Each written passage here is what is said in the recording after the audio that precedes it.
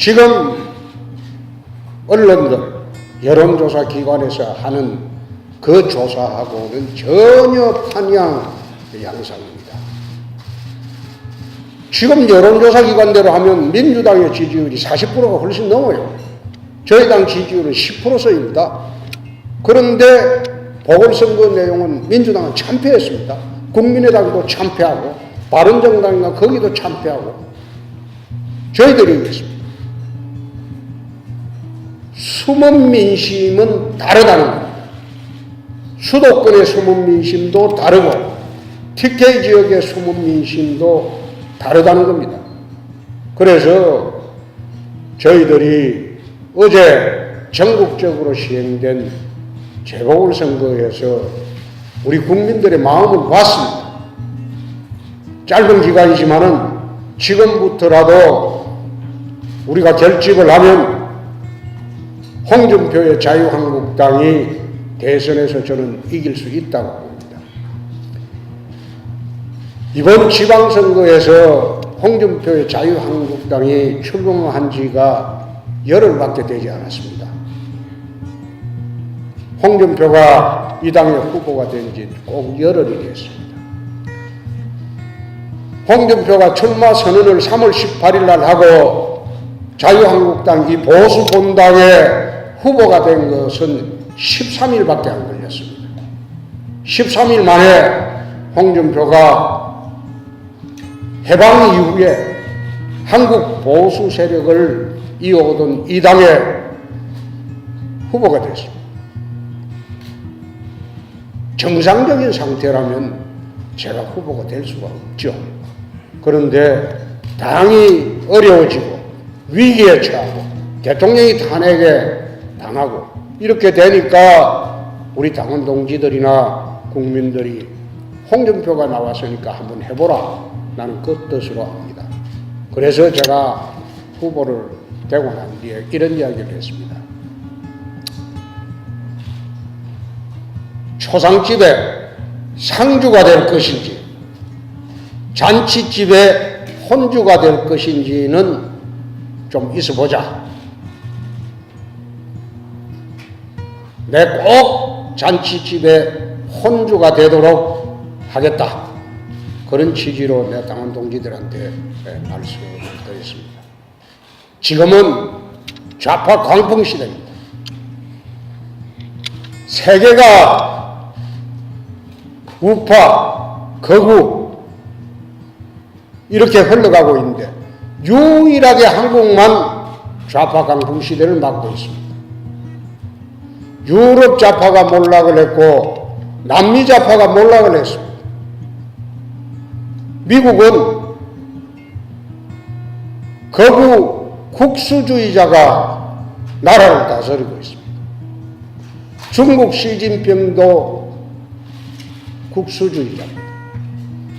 러시아 푸틴도 국수주의자입니다. 일본 아베도 그렇습니다.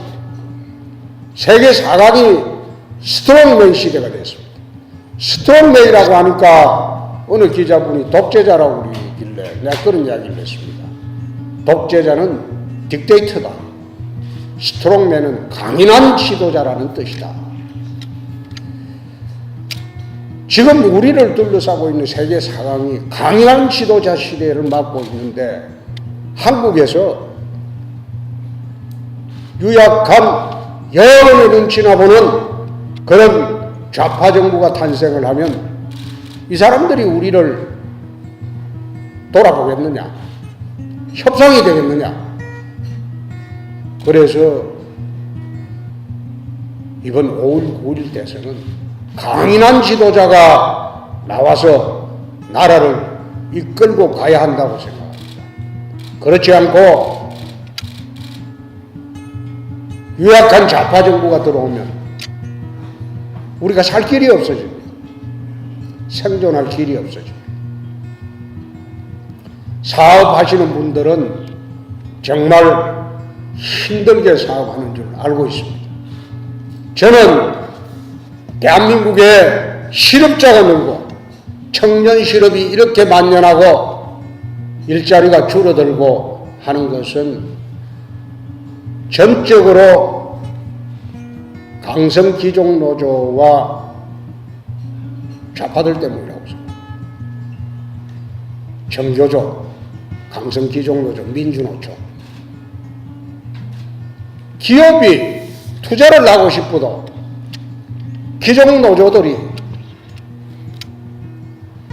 연봉을 도지사 연봉하고 똑같이 받습니다. 내가 찾아보니까 연한 1억씩 받습니다. 평균 연봉이. 그렇게 하는데 매년 스트라이크를 해요. 노동 생산성은 외국의 1.6이면 우리나라 1밖에 되지 않습니다. 그렇게 하는데 임금도 높아요. 그리고 매년 스트라이크 하는 바람에 우리 글로벌 기업들이 해외로 나가고 있어요. 지금 우리 글로벌 기업 중에서 해외 생산력이 더 높은 기업이 굉장히 많습니다. 이게 무엇 때문입니까? 자기 자식까지 세습시키는, 자기 자리 세습시키고 연봉을 중소기업보다 거의 2배 이상 받는 그런 기종노조들이 걸핏하면 광화문에서 스트라이크를 하고 있습니다. 저는 이 강성 기종노조 문제, 정교조 문제를 우리 한국 정치판에서는 금기사항으로 알고 있습니다. 이거 안 건드리는 거 겁이 났습니다. 내가 경남지사를 하면서 진주 어려운을 폐업을 했습니다. 진주 어려운에 보건 의료 노조 민주노조입니다. 검열했습니다. 14년 동안. 병원이 안 돼요. 의사가 15명인가 16명인가 있고 간호사가 140명이 있는데 하루에 왕래하는 환자는 200명이 안 됩니다. 시내 내과의사, 잘하는 내과의사가 간호사 한 2-3명 데리고 하루에 환자를 한 200명 이상 봅니다. 그게 무슨 병원의 역할을 합니까? 그리고 밖에서 오해를 하는데 요즘 도립병원 마치 이게 서민들 가는 병원인 거로 착각을 하고 있습니다. 도립병원 그런 데 아닙니다. 옛날에 그랬죠. 지금은 병원은 등급대로 의료 수가를 받습니다. 진주 의료원 그것이나 창원의 삼성병원이나 의료 수가가 똑같습니다. 등급에 따라서. 서민들 가는 병원 아닙니다. 그런데 도민의 세금을 그렇게 꼬박꼬박 받으면서 민간병원이라면 진작 이거는 폐업을 해야 돼요. 그래서 내가 그런 이야기를 냈습니다. 이런 식으로 일 안 하고 매일 스트라이크만 하면 공기업도 폐업할 수 있다는 것을 보여준다. 그리고 내가 단호히 폐업을 했습니다. 3년을 싸웠어요. 우리 도청을 3,000명이 에워쌌어요. 내가 눈도 깜짝 안 했습니다. 그래서 모든 재판 다 이기고 깔끔히 정리를 했어요. 진주의료원을 거래하고 나니까 전국의 도립병원들이 진주 어려운 꼴대가 싶어서 지금 거의 정상화돼 가요. 옛날에는요, 전국의 도립병원들은 그게 민주노총 보건의료노조라서 매년 스트라이크를 합니다. 그런데 진주 어려운 사태를 겪고 난 뒤부터 전국의 도립병원들이 전부 정상화 과정을 거쳐가고 있습니다. 우리 경남에서 그걸 시도를 할 때 청와대 여야 국회의원들이 하지 말라고 그랬어요. 겁이 나니까. 그래서 내가 그거 아니다. 이거는 지방사무다. 국가사무가 아니고 지방사무이기 때문에 도 위에서 문제 삼을 사항이지 국회는 문제 삼으면 안 된다. 그래가지고 국정감사를 불법으로 만들어가지고 저한테 내려가고 압박하면 출석하라고 이렇게 넣기를 해라. 지방사무는 도 위에 가서 이야기하면 되는데 왜 누구한테 이야기를 하냐. 그래가지고 홍준표 정치생명 끊는다고 이 사람들이 날 검찰에 고발까지 됐어. 그런데 민주노총을 87년 체제 이후에 민주노총 설립 이후에 민주노총을 한번 이겨본 사람은 홍준표밖에 없습니다. 두 번째, 정교조 문제입니다. 경남에 무상급식 파동이 있었어요. 우리가 정교조 교육감이 운영하는 출신 교육감이 운영하는 경남도 교육청에 1년에 한 700억 이상씩 무상급식비를 지원을 하는데 이 감사를 안 했어요. 그게 말이 되냐? 우리가 도에서 100만 원을 이래 보조금을 줘도 매년 감사를 하는데 700억 가량을 주면서 왜 감사를 안 하냐? 감사하겠다고 하니까 대등한 행정기관이니까 감사 못 받겠다.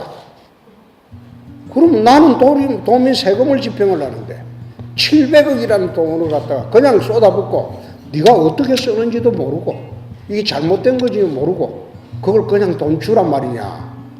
그냥 감사 안 받으면 돈 못 준다. 끊어버렸어. 그래서 홍준표가 애들 밥그릇 갖고 장난친다고 욕을 안 하나 출근할 때마다 앞에서 난리를 다 쳤어요. 그런데 1년을 붙어가지고 항복을 받았습니다. 700억에서 우리가 지금 주는 돈을 그 절반도 안 되게 깎았습니다. 너가 하는 사업이니까 너가 돈 많이 내라. 우리는 더 못 준다. 또 정교조하고 붙은 게 누리과정 예산입니다. 누리과정 예산을 도교육청에서 편성을 안 해요. 정교조 교육감 출신. 그래서 내가 그랬습니다. 너가 편성하지 마라.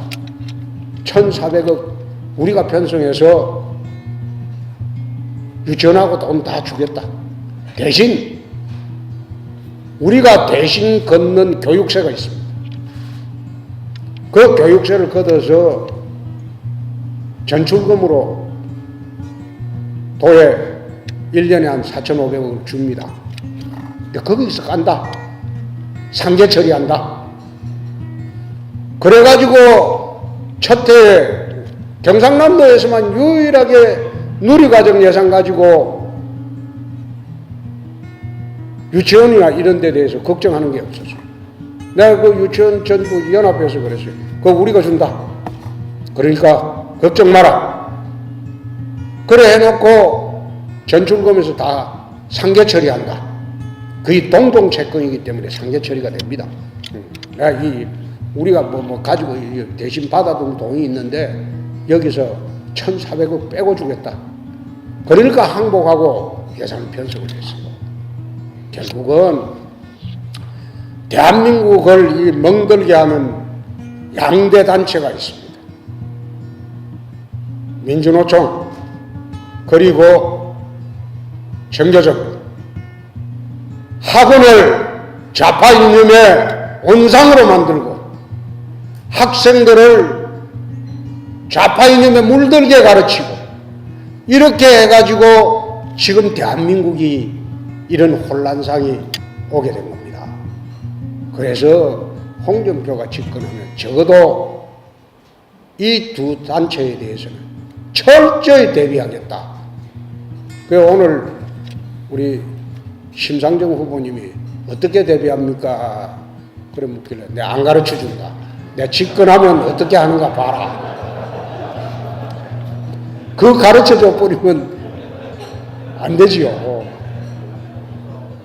그래서 저희들이 집권을 하면 역대 정부, 어느 정부에서도 못한 기업 기살리기 정책을 내가 한번 해보겠습니다. 우리 헌법을 보면 119조 1항이 자유주의적 시장경제 질서. 거기에 기업의 길을 살려야지 대한민국이 발전합니다. 대한민국이 왜 성장을 더디게 하고 멈췄겠습니까? 기업들이 강성 기종노조 못 견디고 밖으로 빠져나가고 노동의 유연성이 없으니까 비정규직이 더 많아집니다. 아마 세계에서 가장 해고하기 힘든 법이 대한민국 노동법입니다. 해고의 유연성을 확보해주면 기업이 비정규직을 채용할 이유가 없죠. 비정규직을 채용하나 안 하나 여기에 가장 핵심 과제가 노동의 유연성입니다. 근데 그거를 건드리려고 하니까 노조가 무섭죠.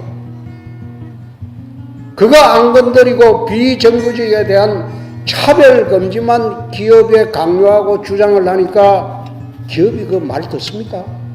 잘못 채용했다가 이건 나중에 해고도 못하는 판인데. 그래서 정규직 비정규직 문제도 결국은 노동의 유연성 문제입니다. 그래서 기업의 길을 한번 살려보겠습니다. 저희들이 집권을 하면. 첫째가 대한민국에서 중소기업이 중견기업으로 가면 규제가 더 심합니다. 중견기업에서 대기업으로 가면 더더욱 규제가 심합니다. 그러니까 기업하는 분들 중에서 중소기업에서 중견기업 넘어가는 것을 꺼리고 중견기업에서 대기업 진입하는 걸 또 꺼립니다. 그렇게 하니까 일자리가 없어지죠.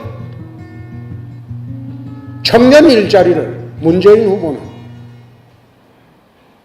공공 일자리 81만 개인가 만들어서 하겠다 이런데, 저는 집권하면 공무원 구조조정하겠습니다. 그리고 공공 일자리, 특히 공사 같은데 그 구조조정하겠습니다.